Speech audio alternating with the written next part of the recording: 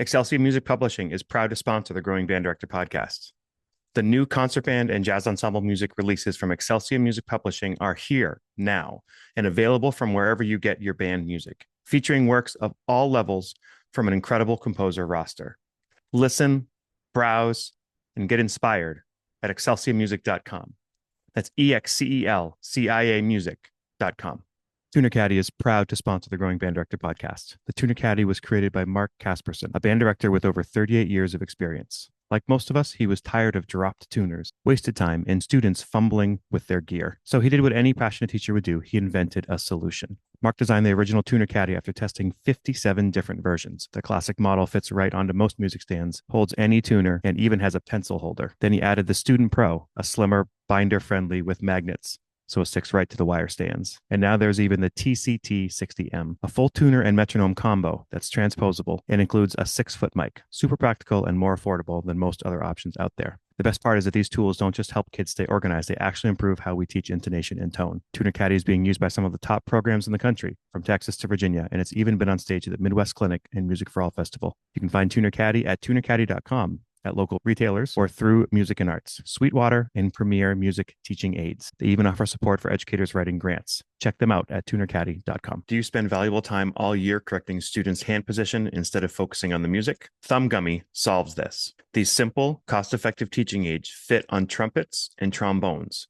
to guide the right hand into proper position, reducing tension, improving form, and giving tactile feedback so students can focus on playing, not adjusting. It's easy to use, comfortable, and designed by teachers and players, not just for your beginners, but for older students as well. Join thousands of students and bands already seeing the difference. And keep an eye out for our new clarinet thumb rest coming soon. Visit thumbgummy.com to learn more. That's thumbgummy.com. If you could take a moment and go to thegrowingbanddirector.com to give at least $5 or $3 a month, and it helps the content continue to be created for you to help our profession grow. Let's go back to our scheduled episode. Welcome back to the Growing Band Director podcast. I'm here with Tyler Arcari. This is episode number 262. Tyler, how are you?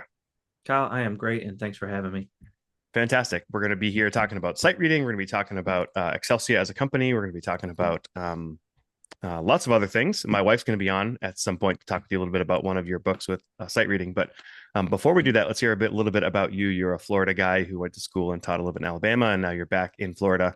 For people who don't know you, can we hear the Reader's Digest version of you? Yeah. Yeah, sure. I'll start with the fun stuff. I'm an animal lover. I've got 3 rabbits, a cat, and a dog currently.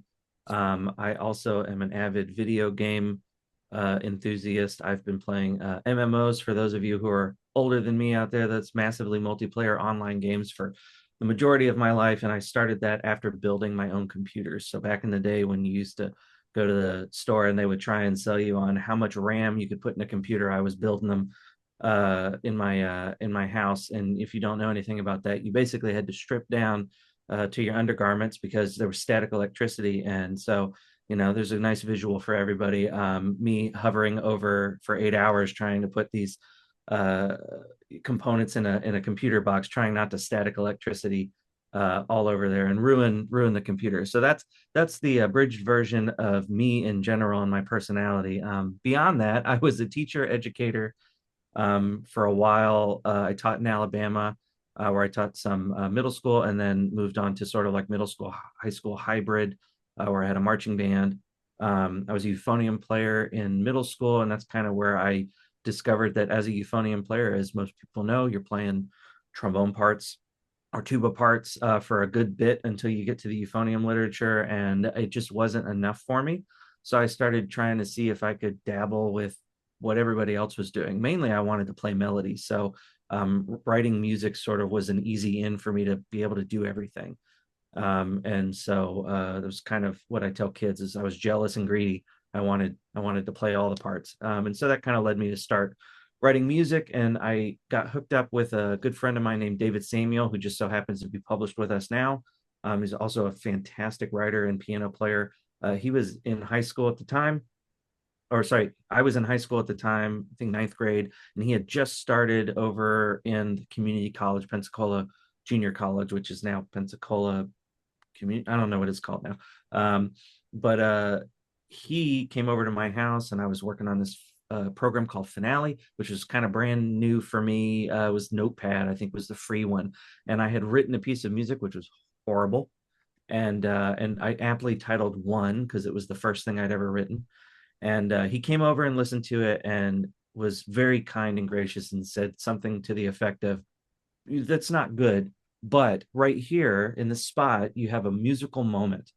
And that made you feel something. And so from that point on, I have tried with honor bands, with my classes, with my writing, with talking to people, is that at some point you have to have a moment. There's got to be a moment of emotional connection in everything we do. Otherwise, why do it? And so that thing that David instilled in my room under my bunk bed that my computer desk was built into, listening to this horrible piece of music, has sort of been like this guiding focus in everything I do. I don't know if he knows that. I don't know if he's listened to any of the other podcasts I've done where I've told this story. I've never told him that. But anyway, I'll keep telling that story until I biff out, because I think it's important that your friends sometimes inadvertently give you the step you need to kind of make your life decisions and your path. So Yep. that's me. I love that. And then what year was it that Larry Clark kind of grabbed you and said, "Hey, come work at Excelsia," and that all started? That was a weird one. I that's a it's a more fun story to start earlier. When I got published for the first time, I just started my job in Mobile, Alabama, at a school called Denton Middle School, and right before that, I had sent old school manila envelopes off to Carl Fisher, because my teacher Ralph Ford from Troy University uh, knew Larry from his industry dealings, right? You know, Yeah. like being out in the world, and said I should submit music to Carl Fisher, because it was, I mean, it's one of the oldest publishing houses, it's storied, right? It's got a great rep. Um, and so I bribed kids in college with pizza and beverages and hamburgers to basically sit down and record these little dinky grade ones that I wrote. And so I did all that. I sent about 8 of them off, different styles, sent them off, manila envelope. They came back with this just bloodied red pen all over it, right? Just all these, this is wrong, this is wrong, this is wrong, and then why we're not going to publish anything.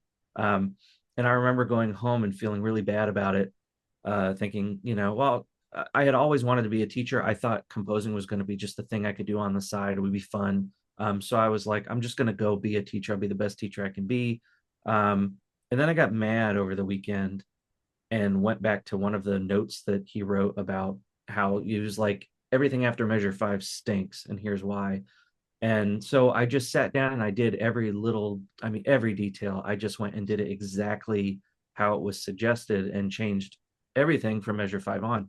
And I got an email back that was like, great, this is good. We'll publish this, and we'll publish these 2 other ones that you had already sent in that he said no to originally. And I come to find out it was a test to find out if you can take criticism and edits, because in our business, as you know, you gotta have a thick skin, whether you're dealing with kids in a classroom or, colleagues at a convention, or whether you're a composer getting your music dissected.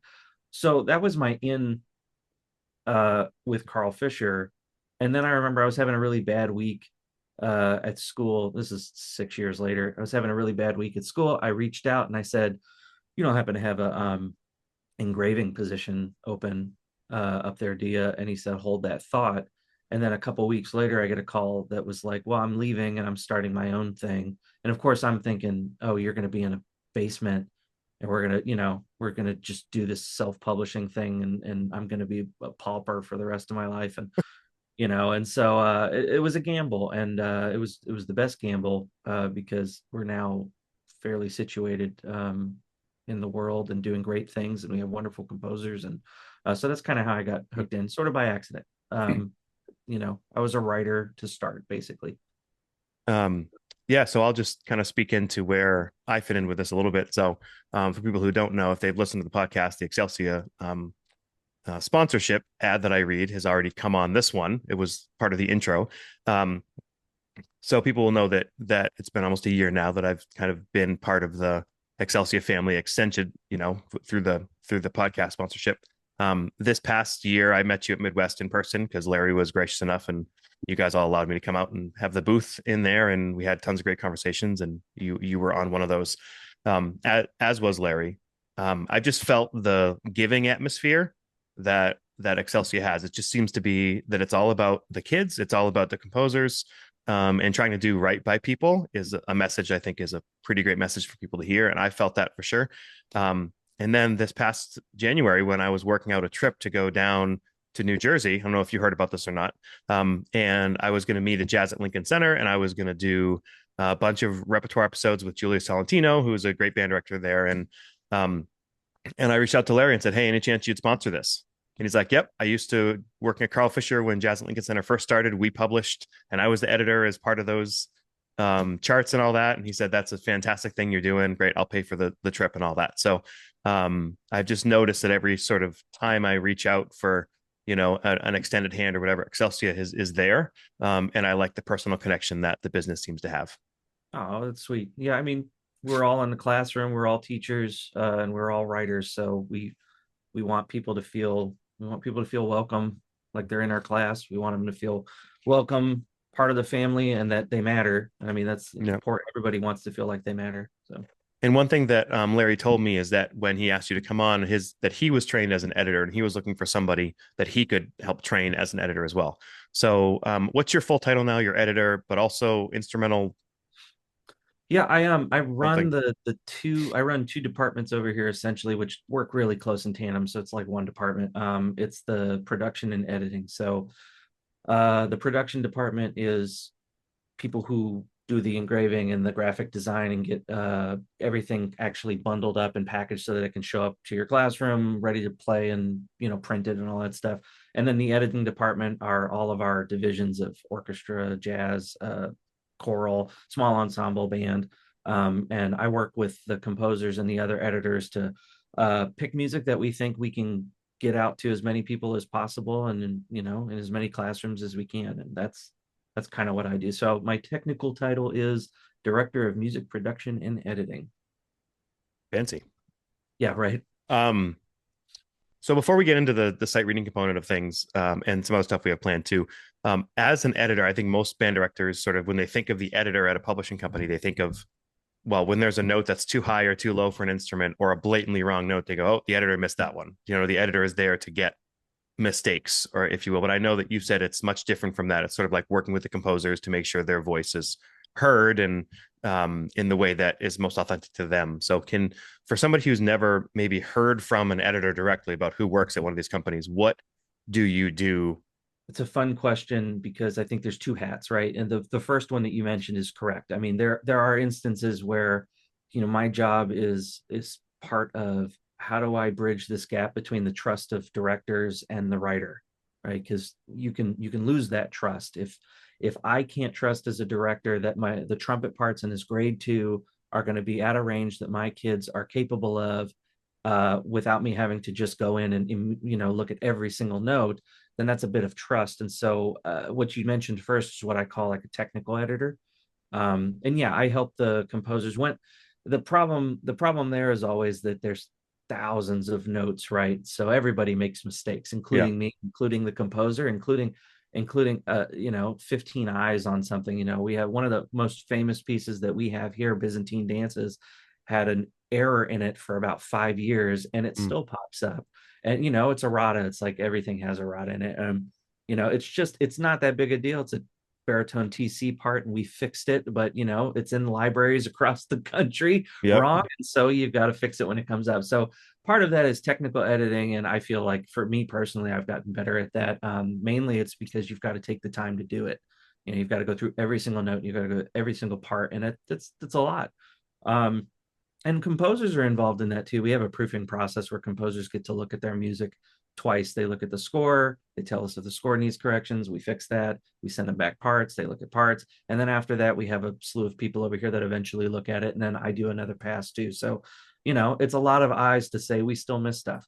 Yeah. um, the second hat, which is the one that I feel is the difference between an editor and a not editor. I mean, a technical editor is one thing, but I feel the next bit is the part that is special, at least in my experience from dealing with editors, is that the hope is that not only is your editor a good musician and a good teacher, to know what's going to work and what isn't, but they're also possibly a writer. And so there's a bit of reasoning behind that I think is important, is that as a writer, you understand that everything somebody writes is their baby, right? Mhm. It's important to them. And so there's a bit of reverence that you have when you form a relationship. And that's what I think the second part of editing is it's a relationship. I don't, and it's a tightrope when you first meet a composer, when they send you something that you really like and you want to edit it, you have to do it delicately, right? Because the goal is that you form a relationship with this composer. They end up trusting your decisions. They realize that what you're trying to do is always help them either sell more music or make it more viable for more kids, more ensembles, more ability levels, make it more marketable for more directors to buy. That way your music gets out more. And still, of course, like you said, retain their voice, retain their intent. And so I think that one's more of that starts with a conversation and forms a relationship. And it really does sort of matter about the editor, right? My own musical tastes and my own musical ideas sort of come into how I edit somebody. I might go, I sent an email this morning about one, is like, I really like your material. I think in your B section, in your slow section, it needs to build to a moment. You go through this for 16 bars, you cadence, this is nice, but we never build to a big moment. Here you just go back to the fast stuff. And while it was fine the way it was, my job as an editor is to try and make it a little bit better for them. And they can always say no. The difference is that my position, or any editor's position at a company that's picking music for the company, is that we're taking a gamble on a piece and a person. And so, we always work to try and make sure that that gamble pays out for everybody. So So it's almost like a composition lesson as well that people are getting. Not that you're right and they're wrong, but they're getting the positive feedback that you're seeing as well. yeah, Yeah. I rarely in 7 years of doing this have had negative experiences with composers. Most composers realize that your job here is to help them get published with them, which of course is what, if they reach out to you wanting you to publish their music, obviously they've liked your company, they like what you're doing, and they have that little basic bit of trust. So if they want to be published here, a lot of them will take the advice. And sometimes we're wrong. I mean, we're not always right. If we were right, if we were always right, we'd all be on a beach, it's like retired. One thing I think, just it's kind of to wrap this up, that I'm sure you think about and editors think about, but a lot of band directors don't think about, is when you're looking at the grade level of a piece, you're looking at all the technical demands and all that, but you're also looking at the length of the piece. I mean, the amount of grade twos I've come across that are like pushing 5 minutes long, you know, or I saw a grade 1.5 that was like 4.5 minutes long, Well, you it's know. not a one and a half then. I mean, I think a lot of people don't think about that, you know, that's like that just the length of a piece adds demand for a kid. Yeah, there's a hard lesson to be learned in, if you are writing for music that is, and I'm putting up finger quotes for those just listening, educational, right? All music is educational. I want to make that a full stop. Even the hardest music on the planet is still educational. Even the simplest music is educational. However, if you're writing music for the educational market, i.e., kids who are learning how to play their instrument, or musicians who are learning how to play their instrument, then you have to be able to strike a balance between, can you still write artistically in the bounds of what they're capable of doing? And so grade levels are important. Back to that trust bit, but also, we have so much limited time. And my whole idea about being an educator composer is that I want to save directors time in the classroom. You'll see in all my books, I try to do that too, save you time so that you can get right to the meat. Um, the same thing with a grade 1.5 being 4 minutes long. Not only are kids, they don't have that kind of stamina, right, to last that long playing for the most part, especially if the trumpets never rest in that whole piece, Mm. you know. And then you've got to have other music on your concert. How long do you have in class to actually rehearse that 4 minute long piece? Does it repeat enough to be, a lesson on inculcation for the parts that repeat, or is it just, through composed? And to, you know, there's a lot that goes into it where you've got to put your educator cap on too, and not just your composer cap on. And again, all composers are married to their music. Mm-hmm. You know, and we listen to it, we sit down and we hear this over and over and over as we're writing it. Sometimes, just like when you have a band director or an orchestra director, somebody come out to listen to your group, and you get to take a step back and hear all the things that you're not paying attention to. It's the same thing. It's like I'm a second set of eyes and ears to go, hey, what if you know, didn't do this 5 times? What if you just did it 2 times, you know? Or, you know, we're just there to help. But yes, you've got to think about it like it's going to be in the classroom. That art is important, but it's got to work. I love that. That's a great analogy. And for people who have not had people come out and work with their band and they step aside, you got to totally do it. It's so revealing. We were talking about what we're going to cover today, and so you said that you're kind of known now as a book guy. Yeah. Um, so you got lots of great pieces out there. I don't think we're going to listen to any of them today, but people should check them out for sure. I just judged a band festival recently, a concert band festival, and I heard a bunch of your pieces on there. So I wanted to pass that along. I appreciate everyone that I heard. One of them was it Cornerstone? Is that like Yeah, it's one of my marches. Yeah. one of your marches? Yeah. So that it worked great. Yeah. So I've liked everything that I've seen of yours. So we're gonna dig into the book thing here in a second. The first one we're going to do is the one that's got a lot of traction right now, I think, right? Called Better by Sight. Let's just have a kind of quick discussion around the sight reading component. And rather than having me trying to explain what my wife thinks, in a little bit, my wife, Crystal, is going to come on and talk to you because she's using the book. She loves it. She can tell you all the reasons she loves it. I know your conversation is going to be great. But before we do that, sort of what led you to creating the book, and how do we help our programs be better sight readers, like using your book, but also, the general concept of being good sight readers? Well, the best advice I can give anybody on getting better at sight reading is to sight read. Do it. And I think, and I know that sounds like duh, but I go in a lot of classrooms. It's rare that I see sight reading being taught as an at sight skill, right? It's reactionary. We have to go do it. And I think, ironically, if your group learns sight reading early and learns the fundamentals of how to approach a new piece of music, then the rest of your classes and days, it's just like fundamentals. It's easy. If you work on fundamentals for the first 10 minutes of your class every day, actually rehearsing music is easy. And it's the same thing with sight reading. If you work on sight reading, introducing new music takes less time. You can get to rehearsal. If your fundamentals are good, you can do more in rehearsal. It just makes life easier. But also, it's really the end goal, right? We record 86 band pieces in 3 days with a professional ensemble. We do usually one track for the easy stuff, and the harder stuff, sometimes we got to do 2 tracks or just cut and go from the end. But the difference is that what you hear, these professional recordings, these people sit down and they sight read. We don't prep them. They don't get a tempo. They just have a conductor and we roll. And that's the goal, you know. And you could have a concert like that, and for the most part, they won't fall apart. It might not be as zingy as it needs to be for a professional recording, but they will make it through that whole piece, and it will sound like a real piece of music and be really close to the composer's intent. And as a musician, we all learn as we get better, as we move on through, if we play through college or we play beyond, that being able to just pick up your instrument and play, that's the goal. Yeah. Right. You know, that is the goal. So sight reading should be a very core component of everything we do in the classroom. And so to that end, I was having trouble with my students. We were in Alabama and we used the UIL sight reading there.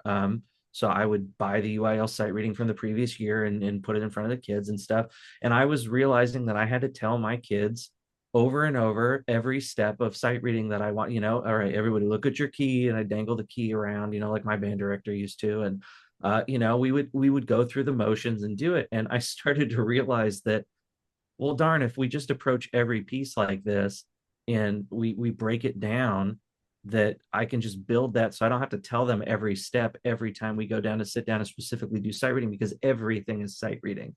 And so I built this very simple stepwise thing, which, by the way, I say I built. What I mean is I presented, because we've all been doing it, right? We just do it 5 minutes before we have to sight read for the first time at contest festival. So I just built it into everything we did. And when I started working here, I was tasked with trying to come up with books that weren't really out there yet, and think, which is always a hard task. Go do something that's not been done before. Everything's been done before. Hmm. But what I did find is that sight reading books, by and large, were only etudes, right? Big Yep. collections of, like, here's 200 etudes, and they're sort of progressive, and they sort of move through keys, and they're just like, they're whatever. And most of them sounded like aural skills projects that didn't really sound like real band music, or anything you would actually play on stage. It's just a lesson, which is good because it's random, but it's also not good because it's not, authentic to, you're going to sit down and actually play music. So I started working on this 7 years ago, and I just didn't get to finish it until now, because the technology for what I wanted to do just wasn't there yet, because I wanted to do a color full color book, because I think that helps kind of solidify the system, the step system.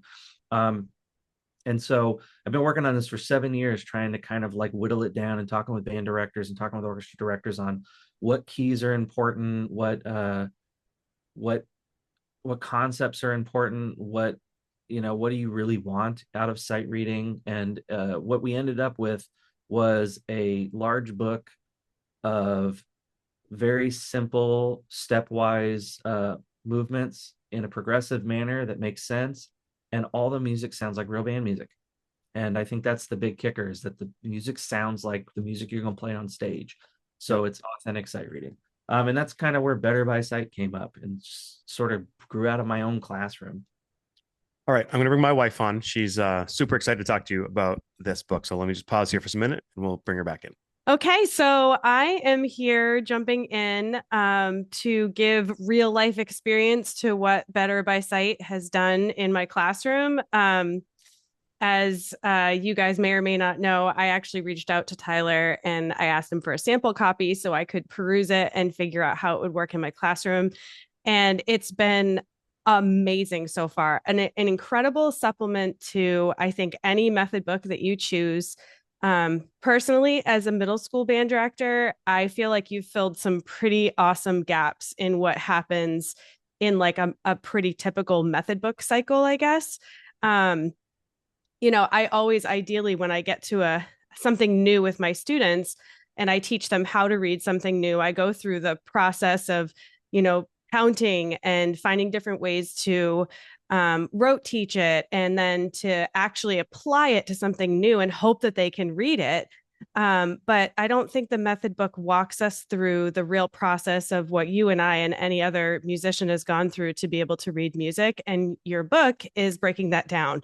So I love it. I love it so far. I think we're probably only 3 or 4 units in, but what it has done is it's leveled the playing field of all of the students again, because for example, I am using it with my 7th and 8th graders. So they are well into their method book, and it's allowed me to backtrack with them and to start Yeah. over the process of sight reading and exactly what they're supposed to do, what their brains are supposed to do when they sight read. Um, so for those of you who aren't familiar with it, there's basically at the beginning of the book, each unit is broken down, and it's every piece of sight reading you can come up with, but isolated one line at a time. So I believe I'm not looking at it right now, so correct me if I'm wrong. The first line is just rhythm only. Yep. And in my classroom, what I chose to do, and I think you can probably go about this many different ways that fits your program, but what I usually do with my students is I have them, we call it whisper counting in Westbrook, where they're actually using their tongue and their air so that everybody's doing it at the same time in the same way. I could also see people using the numerical system on it, using a number counting system that they enjoy, that they like using on that first line. And then it takes the exact same rhythm, and then it adds pitch. And then it takes the exact same line and it adds articulation. And then it takes the exact same line and it adds dynamics. And so by the time they get to the mastery line, which is the last one, they are required to read everything all at once. And it's incredible. And then the very next page is an entire page of what they call or what Tyler calls mastery exercises that are all of those things. And you can kind of see if the kids' brains are working with all of the steps at the same time. And what I usually do with my students is I'm like, okay, you have 30 seconds to look at this ahead of time. You can't talk to your neighbor. You have to independently work quietly. You can move your fingers, you can tongue the rhythm, but like nothing else is happening. You're not playing it on your instrument. Which in our world, when we go to Concert Band Festival, we have a sight reading component.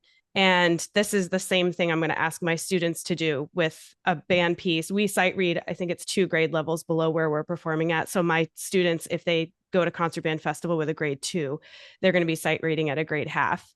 And it's the same process when they get into Concert Band Festival.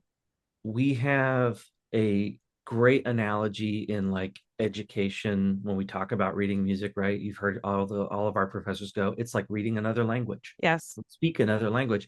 And I think it's interesting because I think obviously sight reading is our grammar, right? Our syntax, our diction, all of those things in one.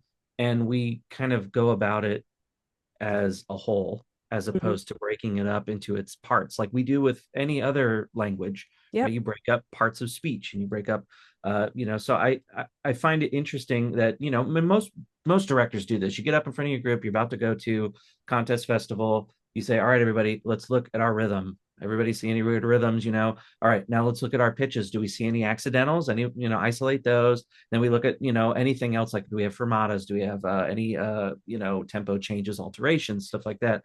And I think it's interesting because we know to do that, right? Because we play music and we are musicians. And so we know that we need to remind them of that.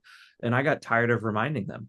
I got tired of reminding my kids every single time that here's what you look for first. They should know that, because I realized that we had to actually approach music in an authentic way in my classroom, which means that when I was presented with new music as a musician, as an older musician, we just sat down and went, all right, look, I've checked my boxes real quick, and now we play. Yep. And so I realized also that there didn't seem to be, as you said, with like the method books or other sight reading books out there, there wasn't really a system. Most people, there wasn't a book that decided that it was going to actually teach you how to teach sight reading as a performance component, as opposed to, there's books on reading about it. There's some books that attempt to do it. And then there's most books that just give you etudes. And expect you to do it, which is great. I mean, good teachers teach from anything, right? And that's the thing, is like, there's nothing really new in my book other than I try to make a easy to use system for you.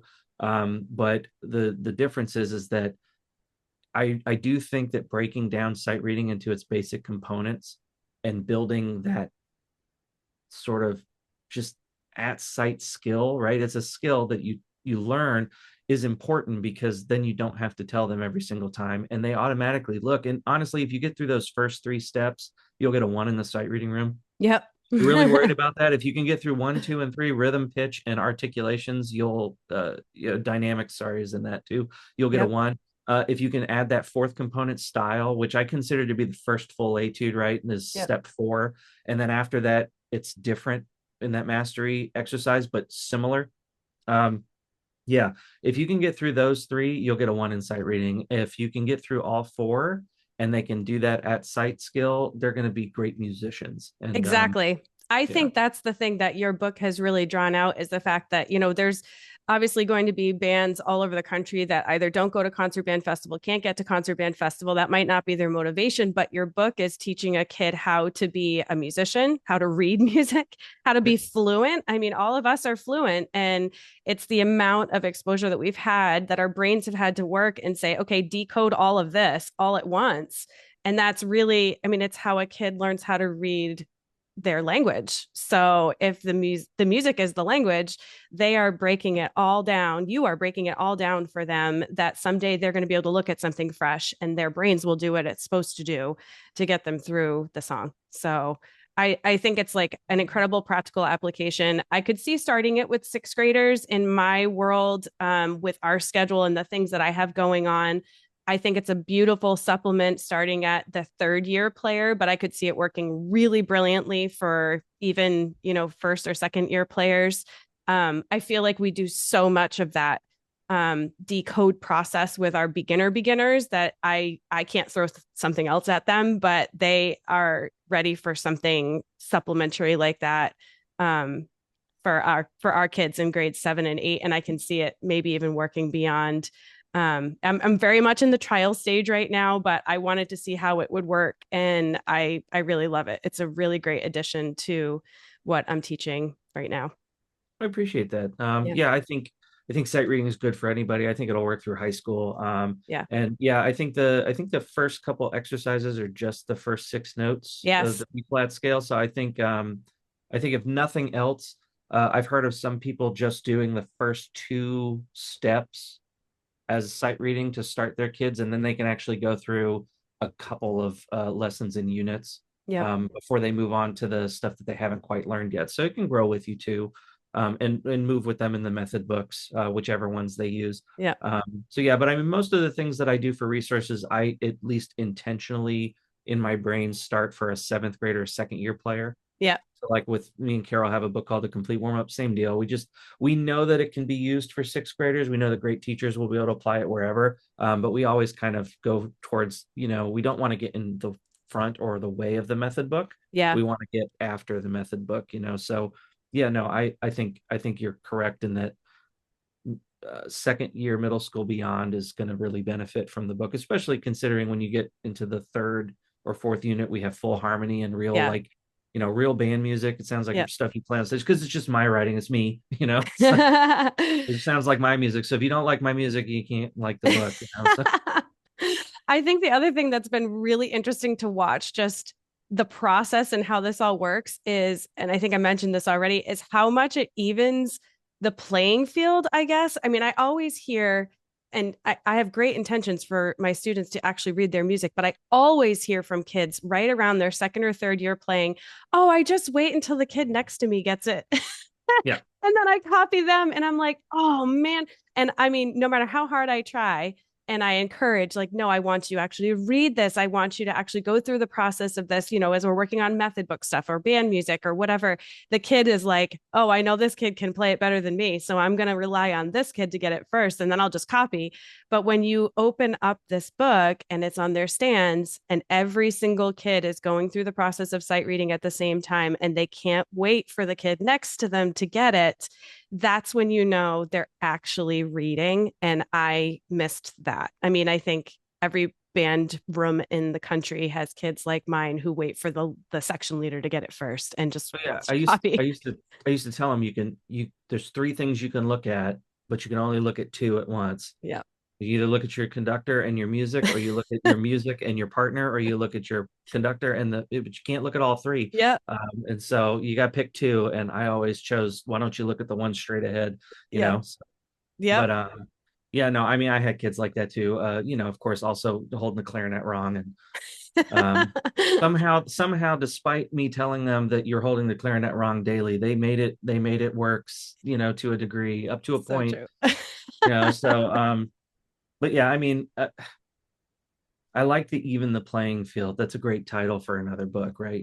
Right. I like even the playing field because I could have, just like anybody else. I was a little euphonium player in a small country band town over in Milton, Florida when I started, and I could have very easily gotten lost and forgotten, and I think the beauty of band rooms and great educators across the country is that the kids that are going to do well always do well.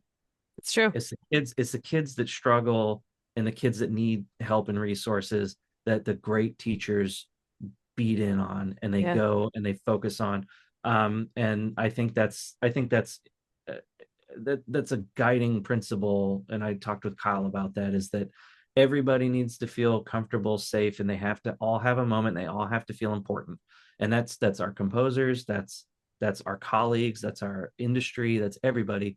And I think that's important. And I love the fact that this book, which is sight reading, which most people hate and dread, is something that you said has that ability to do. Not only that, but I would totally have the kids do it as a challenge, right? It's a challenge for us to get this together. We're all going to struggle, right? But if we get it, we get it. So yep, it's great.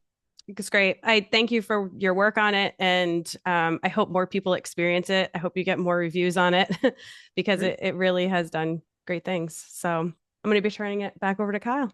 Awesome. Well, my wife was here. It's all downhill from here. That's all I got to say. She is the talent in the room, as we say. So not only as my wife, but as the middle school teacher that feeds me, I understand where my bread is buttered. So any advice you might have for people who are, band directors and looking around at different publishing houses and what we're looking for when we're ordering music for our students? Yeah, and I love this question. I was just somewhere talking with another company who sells music about sort of a not a problem I see but in the industry, but a obstacle to overcome for not only publishers but for young composers. And I think that's we as an industry are being inundated with new music every year, right? From publishing companies, Yep. from self-published composers, from social media, from our friends and colleagues who've played things that they've loved. And that is a wonderful thing. We have a wonderful ecosystem. And one thing I would encourage everyone to think about is the music that we source, the composers that we play. We are all getting older, right? Including me. I'm young still, but we're all getting older. And I think it's important for everyone to take time to look for new people, to look for new writers, to help support and encourage young voices who are going to be our repertoire in the next 20 years, right? And I think a lot of times fame and trust and the people who are in the know kind of take center stage and other voices get lost. And I see that more and more as time goes on from the inside of this, is that there are young writers who with just a little bit of encouragement and a little bit of uh, a push from the industry would blossom and turn into some of the best writers we have in the next couple decades. And I think it's part of our mission as consumers of music and teachers to try and find and help support these new writers as they come up, and still support the old writers like us who you like and who write great music. I mean, we want to eat too, but I do think it's important that we take time to look for new voices. And so, of course, that's what we do here as an editor too. I'm always looking for new people. So if any of you out there write and you want to send in music, please do. I'd love to look at it. So anyway, that's my spiel on it. Can I put you on the spot? Is there a name or two that you want to drop of people that maybe you think we should be looking at? Yeah, I think Connor Dunford, who you're going to see from our catalog this year, is brand new. I think he has a great future in our world. And then I have a string orchestra writer over in Europe, which is cool. My first London-based composer. Her name's Alexandra Skeffington, and she is brilliant in the fact that it sounds like string music, but it doesn't sound like all the stuff we hear. Right? It's fresh, which we all throw that word around at a publishing companies. It's fresh and new. But this one, I really think so. Those two writers, I think I'd love for people to check out. They're brand new to us. Connor's brand new to writing, and they have great futures ahead of them and wonderful sounds and voices. Wow, way to swivel on that one. I threw a conversation at you and you were ready for it. That was great. Name drops. Those are great. So on episode 85, you met with Carol Britton Chambers and talked about the complete warm up for band that you guys sort of co-wrote. And I know we want to talk about that a little bit on here. So people who haven't checked it out could go back and check out that entire episode. But give us sort of the Reader's Digest version. I'll say again. What is that book? I mean, obviously, it's a complete warm up for band. Why do you think it's so special? I just talked to your wife about this too. There's nothing special about any book. And I mean that the special part about the book is the person using it and the person applying it. And what I think at least makes the book useful is that Carol and I both were in the classroom. We both have strong opinions on fundamental sound production, tone, the ensemble, ensemble. I'm striking a loss here for word. The ensemble tone. The concept of sound. Sorry, Yeah. I kept leading with the word ensemble, but I'm looking for the idea. We have great tone, but the concept of sound for the entire ensemble. We know the difference between the Eastman sound and, the bands from Illinois and things like that, bands from Texas versus bands from Florida. We have strong opinions on those concepts of sound, but what we also are passionate about is the fact that educators have to be able to teach and come to that concept with their ensembles on their own. And so we can't get in the way of that. And one of the things that we were finding is that we both go out into classrooms a lot across the country, and we'd be like, do your warm up. We're not here. Pretend we're not here. Just do what you normally do. And they would play a B flat scale, maybe a round, and then move on to a concert march in E flat. And in my brain, I go, what was the point of, I mean, I understand I had a B flat chorale I loved too when I was a teacher that we played, but how did that relate to the music we were going to be doing in class? And so we thought, all right, well, how can we make fundamentals translate into our rehearsal? And that's kind of the antithesis of the complete warm up for band, is that, it's not just a warm up you do in the beginning of your rehearsal. It is a extended arm to the music that you are rehearsing. So we set it up in a way that you could pick daily, a 5 minute, 10 minute, 15 minute, whatever you want warm up that not only goes through the rhythm, the keys, the style, the articulations, the concept of sound with chorales that you want, that's in the key of the music that you're about to rehearse. Right. And so it's a compendium that allows you to be able to structure your warm up to fit your piece of music, because not everybody just has tons of chorales ready to go, printed, or tons of this articulation is what we're working on in this march, or this rhythm is what we're working on in this piece. They don't just have that ready to go, and you don't have tons of time before class. So our idea was, let's put it all in a book and make it so that you just make a quick, easy connection. And we also are strong proponents of vertical alignment across your program. So we want the middle school to be able to use this book that will also be used by the high school, and it will translate right across these ensembles, no matter if they're a direct feeder or not in the district. So, and we found that works really well over in like Texas and Florida. And so we kind of structured the book in that way too. So that's the Reader's Digest version of complete warm up for band. It even has stretching and breathing in it. I love that. And I like that even if you were using it in the same grade level multiple years in a row, that you can use it differently depending on the literature that you're doing that year. Oh, yeah. Yeah. It's not like, let's get through the book this year and then move on to the next book. It can be just customized. So there's stuff in the book you might not even play in a year, right? And you're just going to use what you need for the for the literature you're using. Yeah. Or you could just structure your if you're a middle school director and you want to make sure you hit all of these keys, you can structure that into, if we're working on a scale, we're working on the A flat scale. Well, great. We're going to actually work inside of A flat without having to play a piece. You could just structure lessons to do that. I know a couple directors that will do units. Our first 2 months of the year, the B flat unit, the next 2 months is the E flat unit. And then we move on to F, and, maybe in the E flat unit, we want to also have C minor. And so like the book allows you to be able to do that, or just, as we intended, just tie it directly to what you're playing. Yep. And so you can use it all kinds of ways. I did want to mention as well. Hold on, I forgot what I was going to say. Oh yeah, you were talking to Midwest. This is kind of like a hard right turn about the printing that you guys do there. So I said, so how do you do these really nice, like you said, color printing? Yeah. How do you do that, but not have the book be any more money? Right. I forget what the price was, but I said, how is this not more expensive? And you said that there was some new technology that. Yeah. Well, the new technology is the stuff we've all had on our desk for years, right? Inkjet printers. The problem is when you have these really massive printers, and the old school, like an offset press, you'd have these huge, big rolls of paper that you had to buy, and you had to print like 5,000 copies in order to make it, priced viable. Now we just have digital on-demand printers, inkjet printers, and that's how we're able to do it. They're massive. They're the size bigger than my office. They're longer than my office. But the point is that like it allows us to be able to do it now, where it doesn't require us to buy, thousands of dollars of paper, because you can just print one.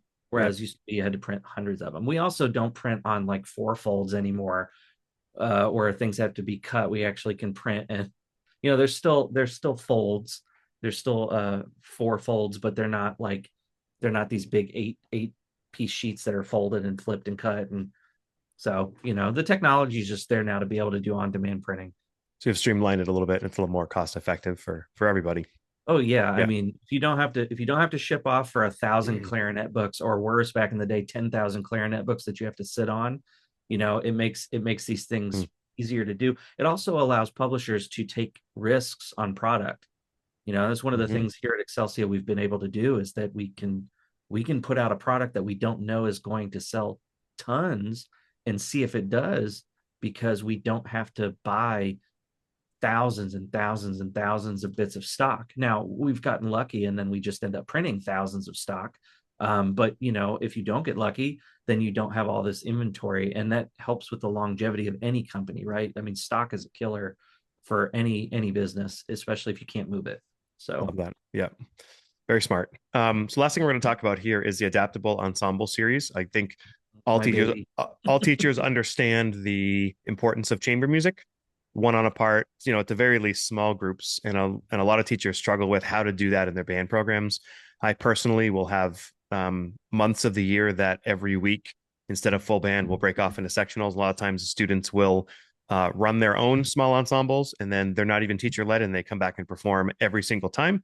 Sometimes I let them choose what their grouping is. Sometimes I ask them to group in certain instruments or whatever that is. But the concept of chamber music, many people believe that is the foundation of any good band program.